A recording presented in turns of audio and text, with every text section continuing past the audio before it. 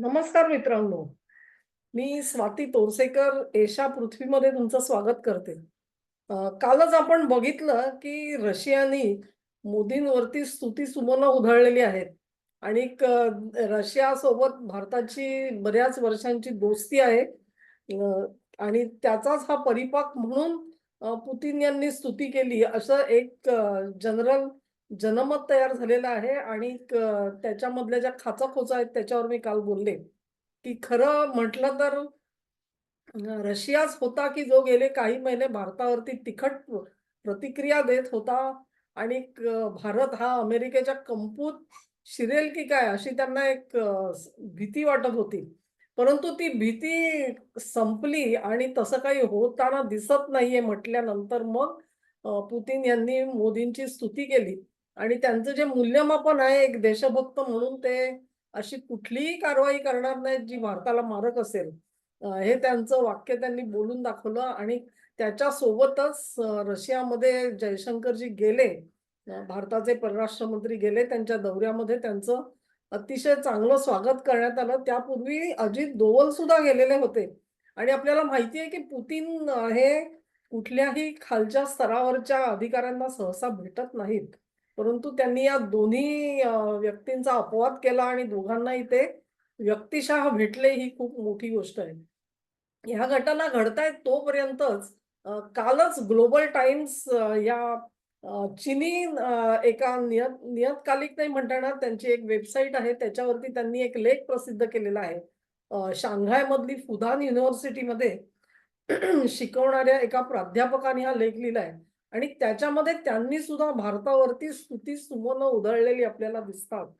आता ही जी गोष्ट आहे, ही गोष्ट पुन्हा एकदा सर्वांना चकित करून गेलेली आहे.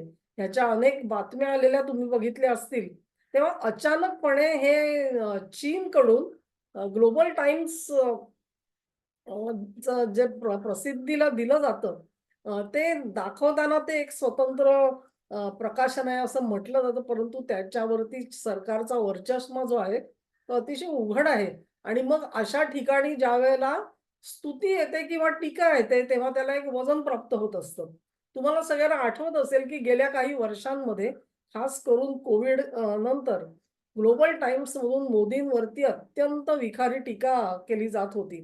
म्हणजे कोविडमध्ये कशी सगळी गैरव्यवहार झालाय, व्यवस्था ठीक ठेवली गेली नाही, लोकांची अडचण वगैरे, वगैरे अनेक मुद्दे घेऊन मोदींवरती सतत टीका करण्यात येत होती. मोदींचा क्वाडमधला सहभाग असेल किंवा मोदी अमेरिकेच्या जवळ जातायत हे सगळं दिसल्यानंतर त्यांच्यावरती झोड उठवत होता हाच ग्लोबल टाइम्स. परंतु आज त्या ग्लोबल टाइम्सला पुन्हा एकदा मोदींच्या भारताची स्तुती करायला लागलेली आहे आणि हे नेमकं काय झालं याचा आपण विचार करू. त्यांनी असं म्हटलेलं आहे हे जे प्राध्यापक महाशय आहेत, त्यांनी म्हटलंय की भारत ही आता म्हणजे ज्याची ओळख ठेवायला लागेल अशी एक शक्ती बनतो आहे हा देश. म्हणजे आतापर्यंत ज्याला आपण त्याच्या शब्दाला वजन होतं असं नाही, परंतु आज जागतिक व्यवहारांमध्ये भारताच्या शब्दाला वजन आलंय आणि त्यांनी असं म्हटलेलं आहे आपल्या लेखामध्ये, की भारत स्वतःला नेहमीच एक महाशक्ती समजत आलेला आहे. परंतु समजत असणं आणि व्यवहारामध्ये तसं चित्र असणं ह्याच्यामध्ये फरक असतो. आणि आज तो जो फरक आहे, तो हळू-हळू आपल्याला मिटताना दिसतोय, असं या प्राध्यापकांनी म्हटलंय. ते म्हणतात, की पूर्वीच्या काळी जेव्हा मी भारतामध्ये जायचो गेल्या 8-10 वर्षामध्ये त्यावेळेला तिथे ज्या-ज्या लोकांना भेटलो त्या-त्या वेळेला त्यांनी प्रत्येक वेळेला चीन आणि भारत यांच्यामधले जे आयात-निर्यात संबंध आहेत त्याच्यावरती ते बोलत असत आणि चीनकडून भारत खूप जास्त प्रमाणात आयात करतो आणि हे सगळं कसं बॅलन्स करता येईल याच्यावरतीच त्यांची भर असायचा. म्हणजे भारताकडून सुद्धा चीननी काही गोष्टी विकत घेतल्या पाहिजेत. निर्यात भारताची वाढली पाहिजे.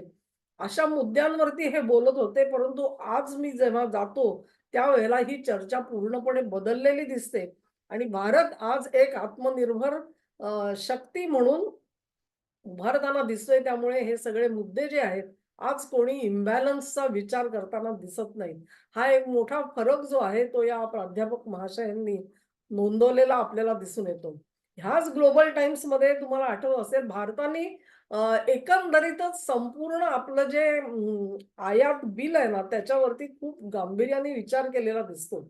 आणि त्याच्यात तुम्हाला दिसेल की फार्मास्युटिकल इंडस्ट्री ज्याला म्हणतो आपण, औषध इंडस्ट्री जी आहे त्याच्यामधल्या अनेक गोष्टी आपण आयात करत होतो, खास करून चीनकडून आयात करत होतो आणि ही वस्तुस्थिती जी आहे ही बदलली. ही यूपीएच्या काळात बदलली. त्याच्या अगोदरपर्यंत भारत एक सक्षम देश होता आणि इथे ॲक्टिव्ह फार्मा इन्ग्रेडियंट्स आपण ज्याला म्हणतो त्याचं स्वतः उत्पादन भारत स्वतः करत होता. परंतु चीननी ते अत्यंत स्वस्त दरात उपलब्ध केल्यानंतर साहजिकच भारतातले जे उत्पादक आहेत ते सगळे चीनकडे वळले आणि एपीआय खूप मोठ्या प्रमाणामध्ये आपण आयात करायला लागलो. आज या गोष्टीला आळा घालायचा मोदी सरकार प्रयत्न करते. वेगवेगळी तुमच्या लक्षात येईल पेट्रोल असेल, पेट्रोलसाठी सुद्धा तुम्ही आज वेगवेगळे प्रयोग करत आहात आणि त्याच्यामध्ये पेट्रोलचं आयात बिल कसं कमी करता येईल ह्याचा आपण विचार करतोय. ही गोष्ट जी आहे ती सर्व क्षेत्राला लागू आहे आणि ती चीनला सुद्धा लागू आहे. मग अशी जेव्हा परिस्थिती आहे त्यावेळेला भारत आपली जर का निर्यात जास्त होऊ शकत नसेल, तर पहिल्यांदा आयात कुठे कमी करता येईल त्याचा विचार करताना तुम्हाला दिसेल. आणि ही एक अत्यंत सहज प्रक्रिया असते आणि ती भारतामध्ये आज होताना दिसते. मग त्याचा आणि चीनचा काय संबंध आहे? आणि चीनला नेमकं काय म्हणायचंय या सगळ्यामधून? हे मुळात असं जे आज रशिया एक भलावण करतोय, त्याच्यासोबत आज चीन पण भलावण करायला लागलेला आहे. ह्याच्या मागचं राजकारण जे आहे ते मी काल समजून सांगितलं तेच आहे परत एकदा, की भारत कुठल्याही परिस्थितीमध्ये अमेरिकेच्या कंपूत गेलेला नाहीये. ह्या गोष्टीचा या दोन्ही राष्ट्रांना अतिशय आनंद झालेला आहे आणि ते स्वाभाविक आहे. जर का भारत उभा ठाकला असता, अमेरिकेच्या कंपूत गेला असता, तर 100% अमेरिकेने इथे युद्ध छेडण्याचा प्रयत्न केला असता.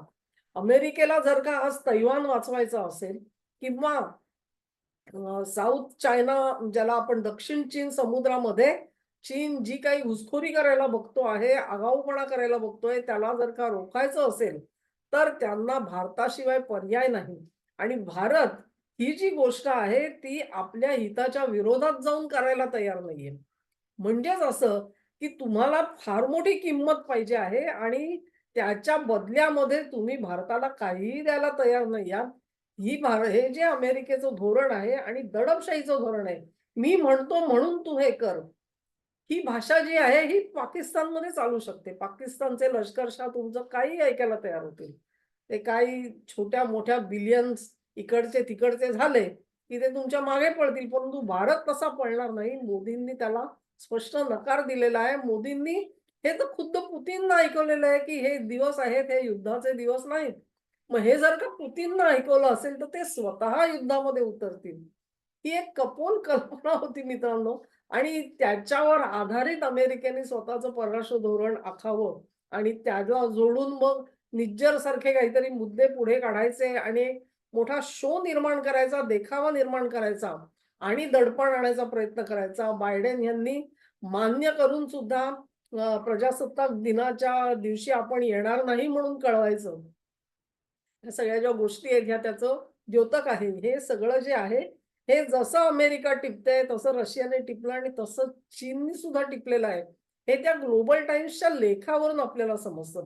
हे एक गोष्ट आता लक्षात घ्यायला पाहिजे, की रशिया तुमची भलावण करतो, चीन तुमची भलावण करतो, याचा अर्थ आपण वाहवत जायचं नाहीये. या मंडळींचे मतलब आहेत, म्हणून ते तुमची स्तुती करतायत. आपण उधळून जाण्याची गरज नाही. आपल्याला जे साध्य करायचं आहे, त्याच वाटेने आपल्याला जायचं आहे आणि ती वाट कुठची आहे? ती मोदींनी G20च्या वेळेला उचलून दाखवलेली आहे आपल्याला. आणि त्याचा जो रोग आहे, तो रोग सगळा आज रशिया असेल किंवा चीन असेल. चीन आज काय सांगतोय लक्षात घ्या. चीननी भारताला जो निरोप दिला G20साठी त्यांचा एक अधिकारी त्यांनी पाठवलेला होता इथे आणि मग ते जे वरिष्ठ त्यांचं शिष्टमंडळ आलं होतं त्यांच्यातर्फे आलेला निरोप असा आहे, की "हो, आम्ही मान्य करतो तुम्ही एक ध्रुव बनायला बघता आहात.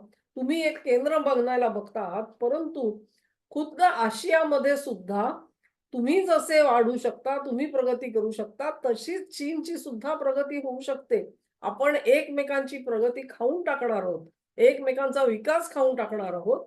ह्याची प्रगती झाली तर त्याची खुंटणार आहे. ही कल्पना आमच्या डोक्यात नाही. हे चीननी स्पष्ट केलेलं आहे. याचा अर्थ असा, की तुम्ही आम्हाला मोठं होऊ द्यात, आम्ही तुम्हाला मोठं होऊ देतो. जरी चीननी असे निरोप पाठवले असले, तरी चीनवरती भरोसा नाही. चीनवरती भरोसा नाही, कारण ते तोंडाने एक बोलतात आणि प्रत्यक्ष कृती दुसरी करतात.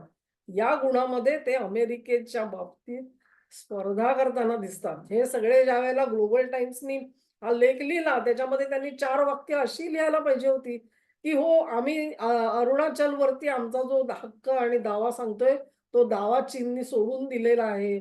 लडाखमधली आम्ही जी भूमी घेतली, ती भूमी आम्ही भारताला परत द्यायला तयार आहोत. असं काही त्यांनी म्हटलंय का? तर नाही म्हटलेलं. काहीतरी गुडी-गुडी, गुलाबीनी काहीतरी बोलायचं आणि मग एक लेख आणि मग लोकांनीही नाचायचं, की बघा आता चीनही बदलला, त्यालाही भारताची महत्ता कळली. असं काही नसतं मित्रांनो. राजकारणामध्ये, आंतरराष्ट्रीय राजकारणामध्ये प्रत्येक जण एकमेकांची शक्ती तोलत असतो. तोंडानी एक बोलत असतो. तोंडानी एक बोलत असतो आणि कृती मात्र वेगळी करत असतो.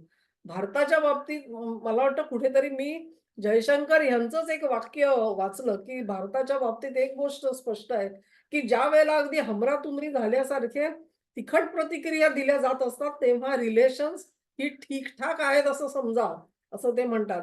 पण अति जास्त गोडी गुलाबीने कोणीतरी वागताना तुम्हाला दिसला, तर शंकेला वाव असतो.